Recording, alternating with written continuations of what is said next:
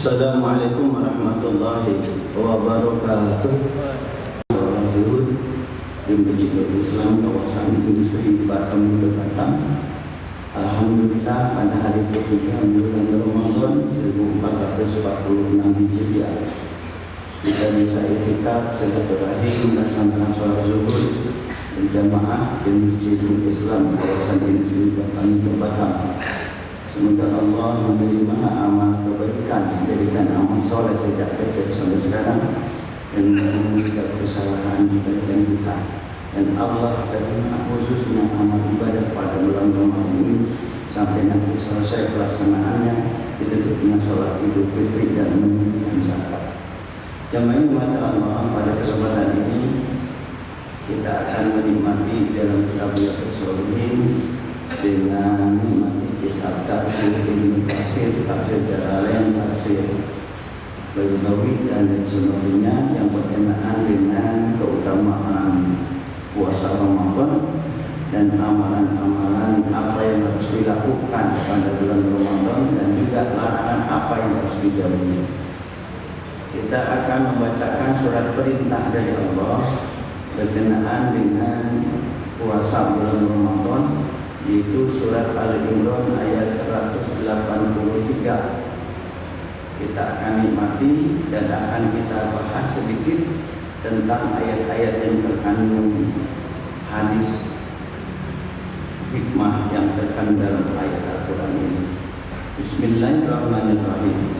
Ya ayyuhalladzina amanu, hai orang yang beriman, kutiba diwajibkan alaikum bagi kamu as-siyamu berpuasa, kama kutiba seperti hanya diwajibkan puasa itu alalladzina min qablikum kepada orang-orang sebelum kamu, la'allakum tattaquna supaya kamu bertakwa.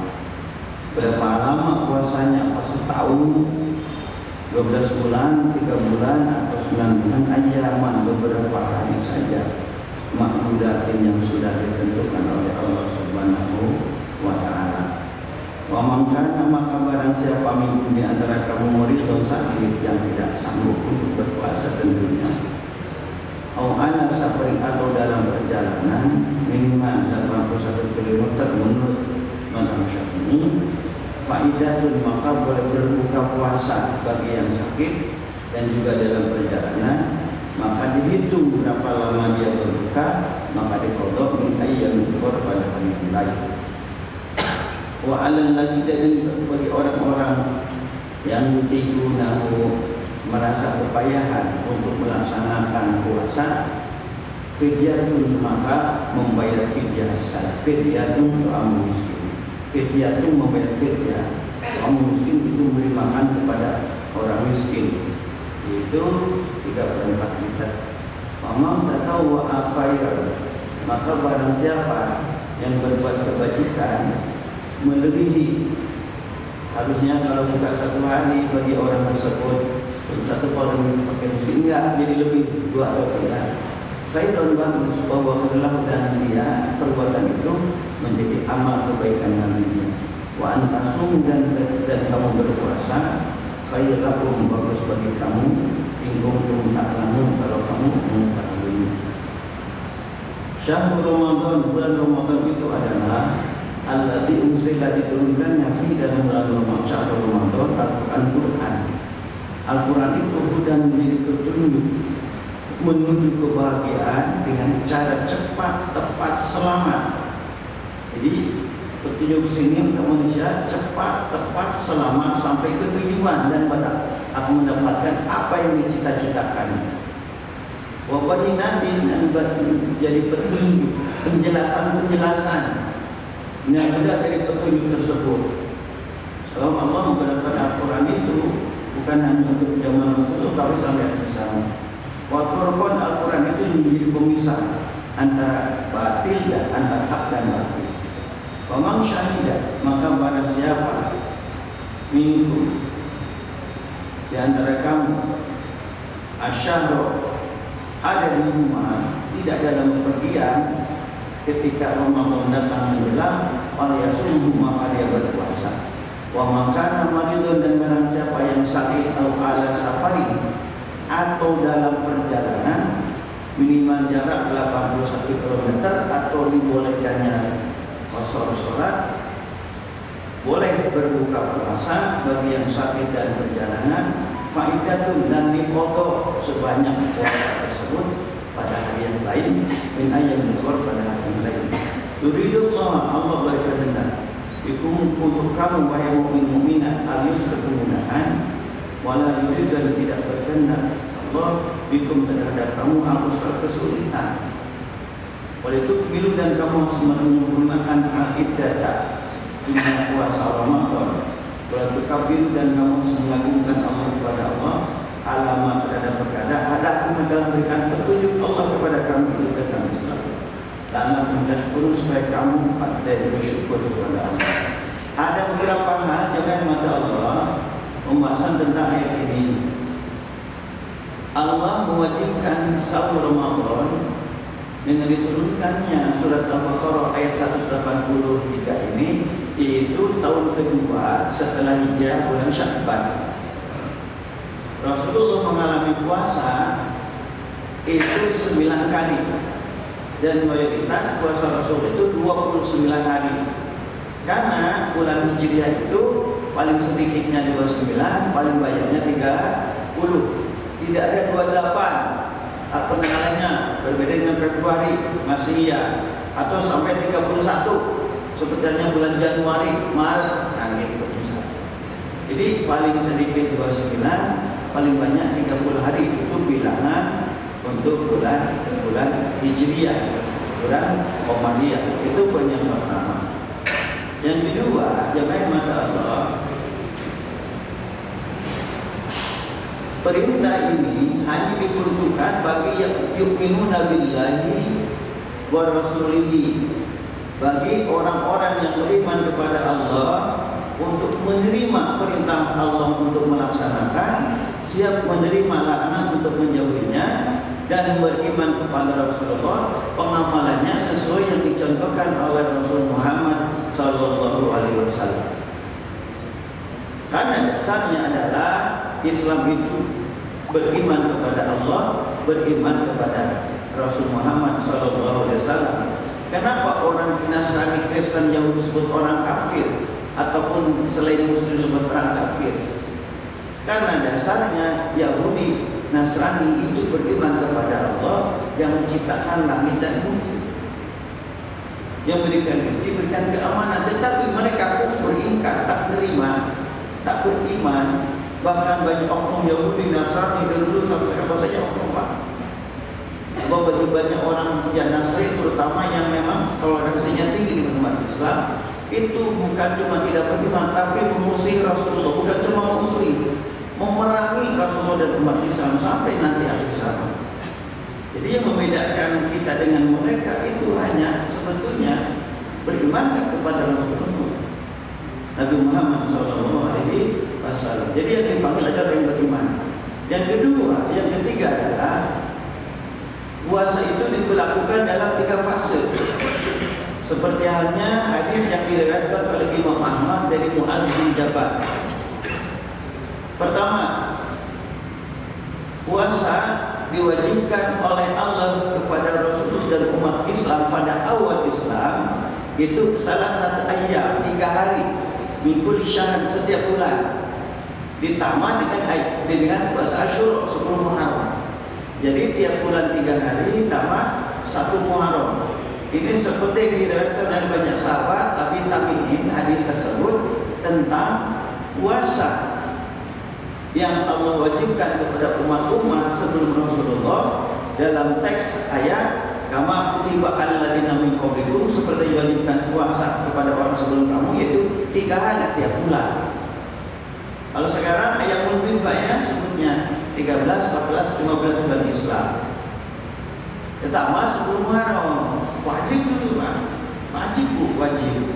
Nah begitu ayat ini turun, ya ayyuhalladzina amanu kutiba alaikumus syiyam, masa berlaku atau hukum puasa 3 hari setiap bulan dan puasa Asyura menjadi sunnah tidak wajib. Itu yang pertama. Yang kedua adalah awal diturunkannya, diwajibkannya ayat ini puasa Boleh berpuasa, boleh tidak.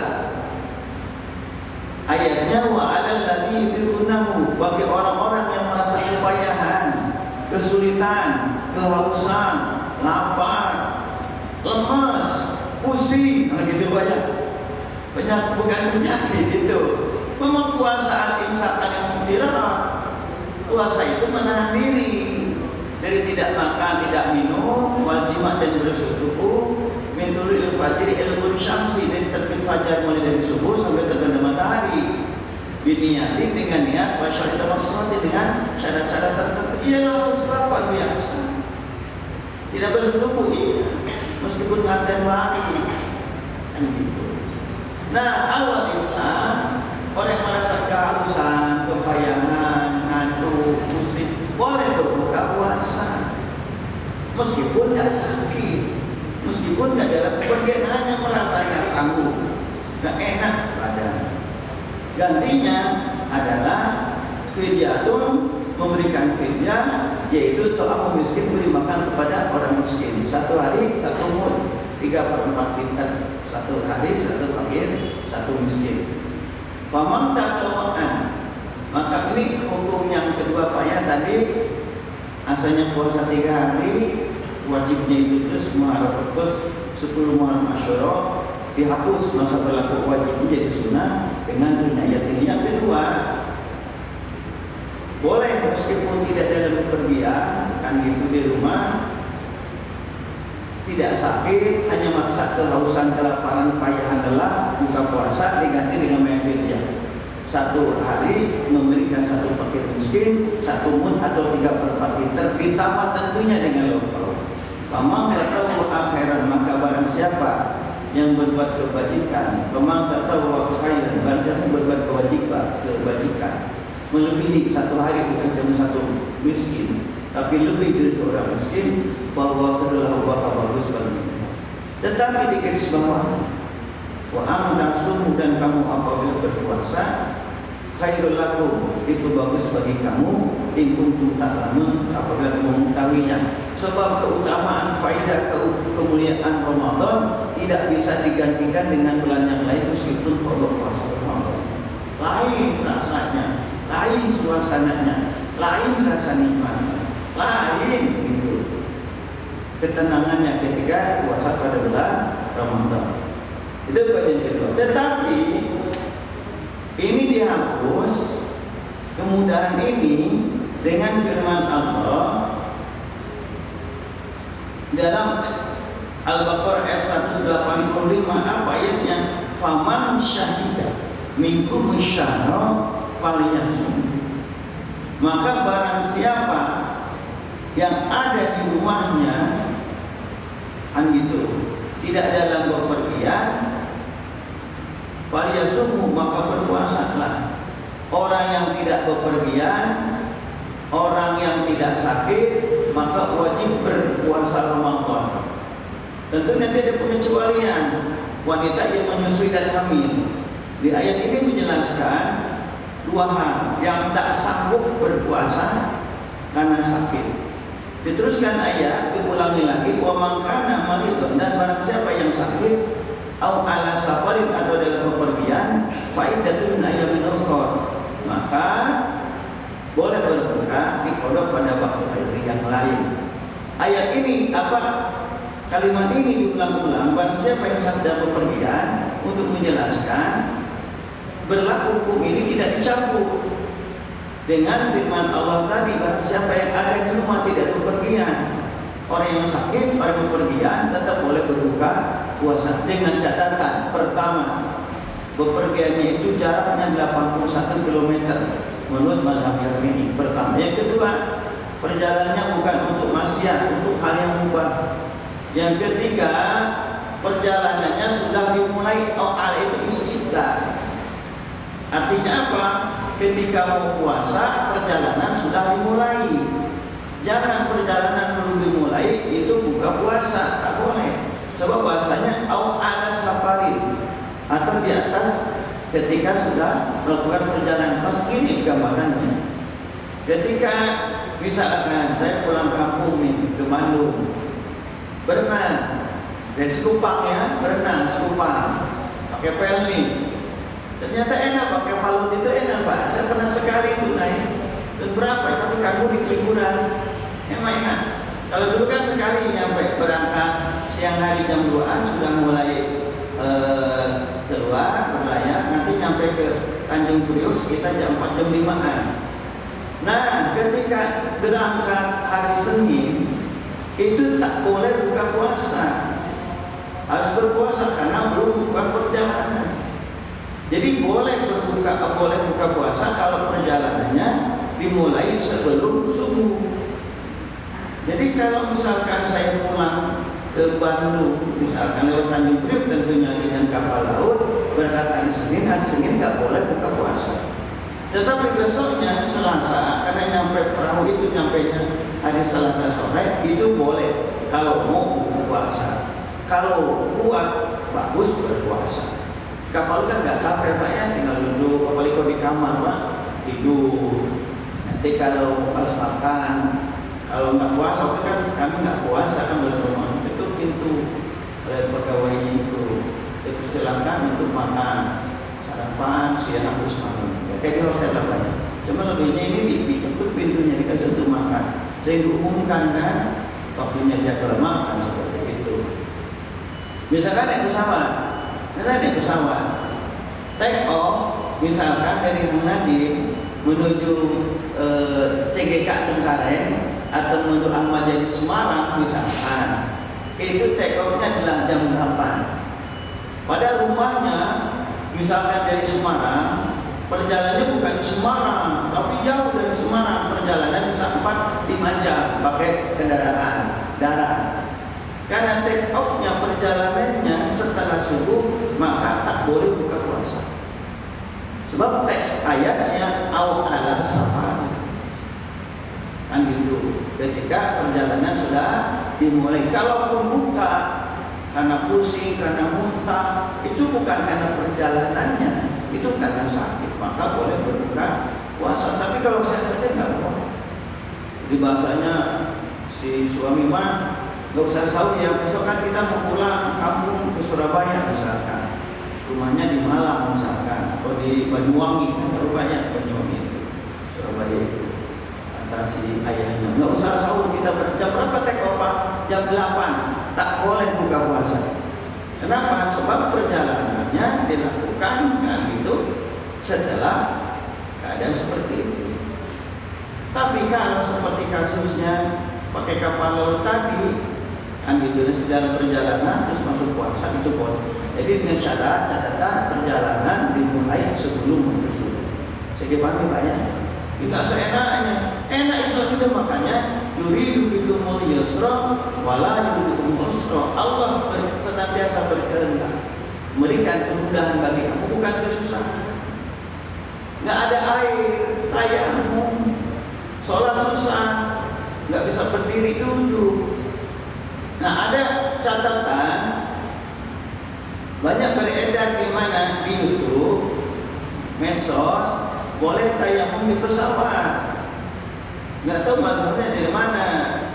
Sebab dalam fikih Syafi'i khususnya termasuk Malik, itu tak boleh bertayamum kecuali biturabin tahirin khalisin, dengan tanah yang murni, tak campur dengan tepung, tak campur dengan bedak. Di pesawat nggak ada debu. Maka biturabin khalis dengan tanah. Ya kalau misalkan bimban mungkin masih ada Pak ya. Jadi sebelum masuk mobil, tayamum dulu ke badan bimban, mungkin ada ulama boleh kata, ini orang kenapa usah-usah apa bimban atau bis di luar, kayak orang setengah otaknya kayak gitu. Nggak semua membolehkan. Imam Syafi'i harus bawa tanah, maka bawa tanah. Ada terus yang kedua, wudu membawa hairspray ketika di Masjid Haram. Pernah nengok Pak? Nggak boleh, bahasanya faksilu wujuhakum, basuh mukamu. Bahasa ghuslun, saya mengalirkan air dengan a'la ila adna. Air itu mengalir ilmu fisika di dataran tinggi ke dataran rendah. Kalau pakai hairspray semprot, itu bukan ghuslun, namanya masuk, tak sah.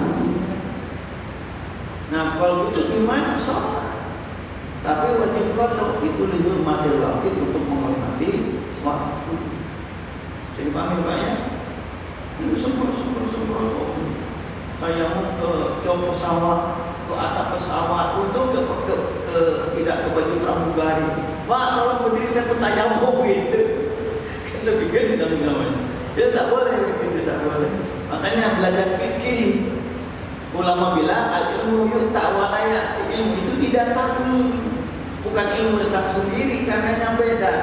Orang yang rajin menuntut ilmu, mengejar ustaz kiai di mana saja, pesantren, mushola, majelis taklim, dengan orang yang hanya duduk di masjid nunggu kiainya datang, itu lain Pak.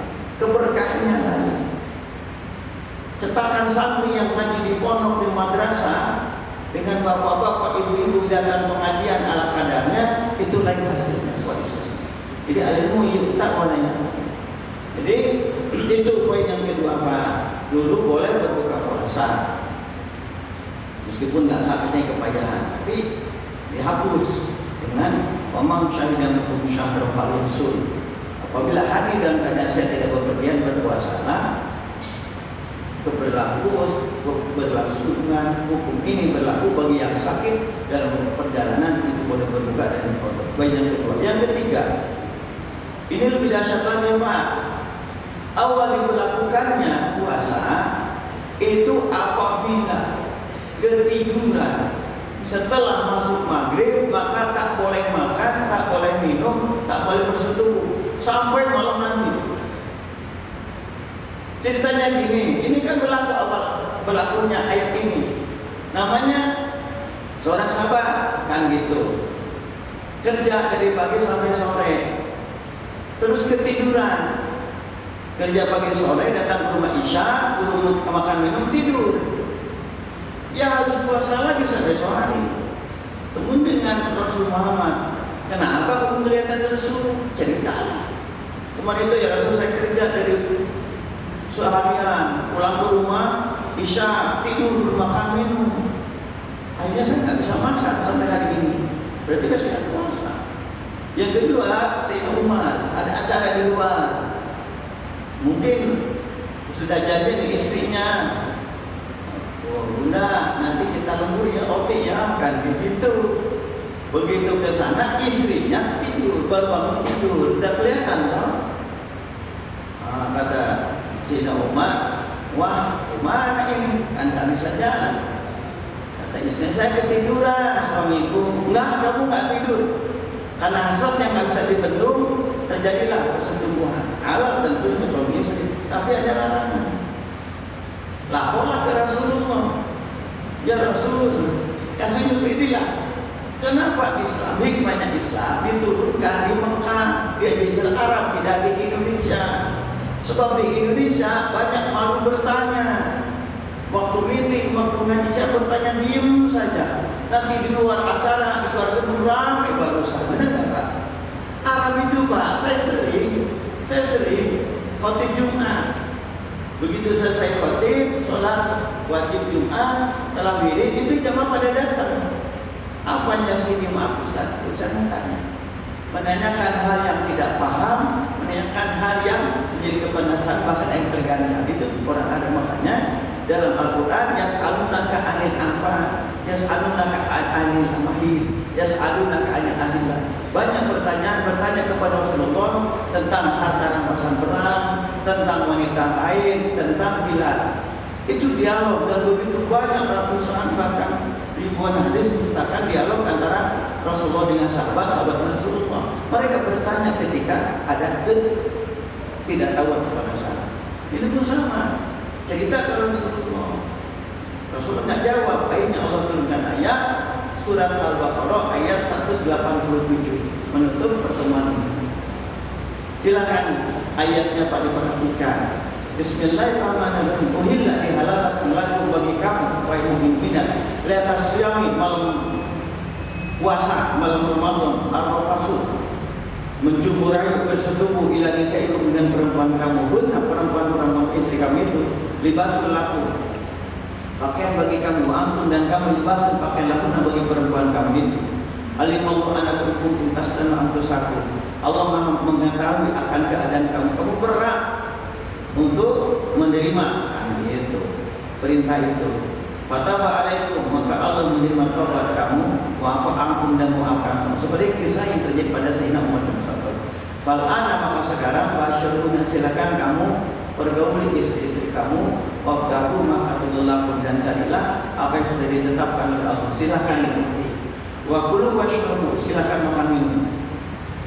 Hatta yatabayyana lahul khaitu, sampai jelas bagi kamu benang putih minal khaitil aswadi minal fajri, dari benang hitam dari fajar. Artinya silakan makan minum, silakan berseteguh sampai sebelum subuh. Mulai dari terbenam matahari maghrib sampai sebelum subuh silakan makan minum, silakan berseteguh dengan pasangan halal kamu. Sebelumnya diharamkan. Cuma anti musyama ilal lail, kemudian sempurnakanlah puasamu sampai malam. Ini marahil fase-fase stage dan itu untuk pelaksanaan puasa pada bulan Ramadan. Insyaallah kita lanjutkan besok amalan-amalan yang harus kita lakukan dan larangannya supaya kita mendapatkan kalimat orang-orang yang bertakwa. Allahumma shalli ala sayyidina Muhammad amin ya Allah ya rabbal alamin. Allahumma ighfir lana dzunubana wa li walidayna warhamhum kama rabbayana shighara. Faqil muslimin subhanahu Muhammad. Allahumma shfi marhamna ya Allah, subhanahu sakit di antara dosa kami ya Allah. Warhamhu dan sayyidina wa sadaqah di antara dosa kami ya Allah. Lindungilah kami, jagalah kami ya Allah dari kejahatan semua makhluk ya Allah. Berikanlah kepada kami ilmu yang bermanfaat sehingga kami dapat kepada Rasulullah, mencintai dan mencintai Rasulullah, memelihara apapun kabulnya. Berikanlah kepada kami rezeki berkah Rasul, beribadah kepada ya Allah. Berikanlah kepada kami yang tidak memberikan sayang kepada kami ya Allah. Dan kalau saya akan menasihatkan memberikan anak sayang kepada kami ya Allah. Berikanlah kami sebagai Rasulullah. Berikanlah kepada kami yang pada kepada ini ya Allah. Rabbana atina fid dunya hasanah wa fil akhirati hasanah wa qina adzabannar. Allahumma fil dhunubi wa lillahi wa yas'aluhu fil wajibati alayya wa li masyayikhina wa ikhwanina wa li muslimin subhanahu wa ta'ala. Ampun dosa-dosa kami ya Rabbana. Ampun dosa ibu bapak kami ya Rabbana. Ampun dosa-dosa yang menjadi kewajiban nafkahnya bagi kami ya Rabbana. Ampun dosa-dosa keluarga kami ya Rabbana. Ampun dosa-dosa keluarga guru-guru kami dan dosa guru kami ya Rabbana. Ampun dosa umum dan ampun semuanya. Rabbana atina fid dunya hasanah wa fil akhirati hasanah